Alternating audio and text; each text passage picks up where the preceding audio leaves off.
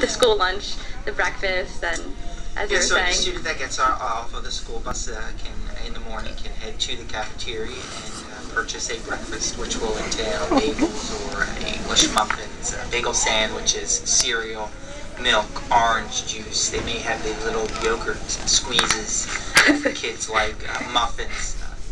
Quite an array of selection for the students to do. So the Food Services Department in Washington Township also handles that. I think I might come for breakfast.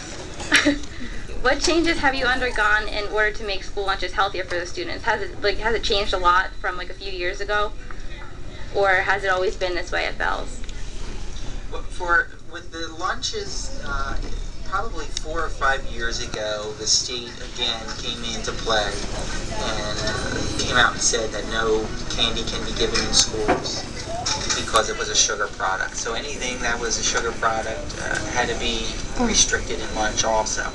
So lunches did change slightly. They had to become more nutritional, and it had to meet the guidelines that were established through the government. So lunches did change slightly in order to make sure that you were offering a vegetable, you were offering the dairy, and you were offering fruits and meats, etc. Does your budget on food affect the products that you buy? Sure, yeah, the budget would. I mean, I can't speak that much because, again, it comes from our Food Services Department, but they buy in bulk whenever possible. Sometimes you're buying government products, which may be cheaper, such as cheese, if you can buy the bulk of the cheese.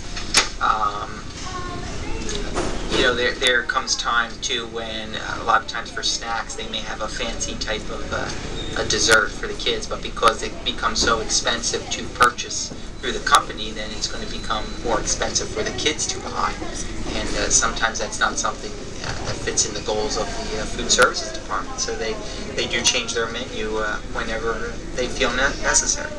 That's probably one of the things that would be hard about working with farms is, since they're only open, March through, I believe, early September, October, that, to buy in bulk from a specific company for a certain amount of time and then transfer over to the farm, that's probably another,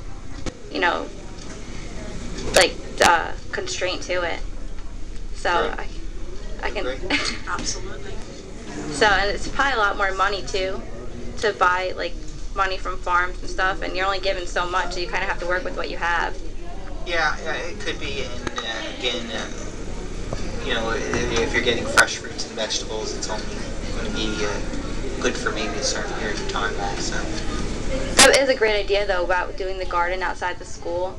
And I remember you showing me the other day about the whole area in the background, which was a whole open field, and there's little benches around. But it's just a matter of time and getting people here on the weekends. And the entrance, because there's no really, the only way to get into the courtyard is through the building, and if the building is closed, then... Especially too in today's society, I feel like parents and stuff with time and trying to get kids out there, it's not an easy thing to do. Especially I see how your days are as teachers and principal, so I can only imagine what extra work that would be. Do you think lunches could still improve, or do you think they're good as right now? They're very nutritional. I think they offer the proteins. They're offering at least one for each lunch, regardless of what they're serving, whether it be a hot dog or whether it be the lunch of the day. They're making sure that the children have their protein, they have their fruit, they have their vegetables. So they're covering all the food groups. Yeah, I mean, the only way you would sponsor the program is you get more kids to buy. And in those regards, you're really looking at what are the popular lunches. And you try to get them involved. Tacos is very popular, pizza is very popular, chicken nuggets. Chicken nuggets. The chicken nugget day, I remember that in high school. Everyone Corn chicken. Yeah, you find the things that the kids like. That's easy to eat, because it's easier to eat a chicken nugget than it is to sit in front of lasagna, because now food may need to be cut. There's limited time, so to be able to, you're dealing with 5, 6-year-olds at the beginning of the school year, it's very difficult to go around and have to cut everybody's meat. So the food that's served also has to be easy to eat. It's child-friendly. I know one of the sources that we're using, I don't know if you've ever seen it, but Jamie Oliver's Food Revolution, where he goes to each school and he transformed the British school system, and then he was trying to go around the world and, create healthier school lunches.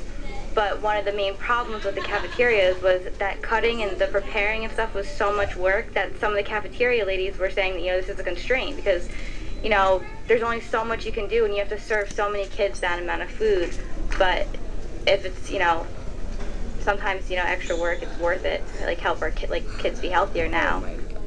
I seem to provide a lot of, different options for, children compared to most schools, at least I've seen. So... But thank you so much for your time, and I'm sure this will be very beneficial to our project. Thank you. Say bye. Bye.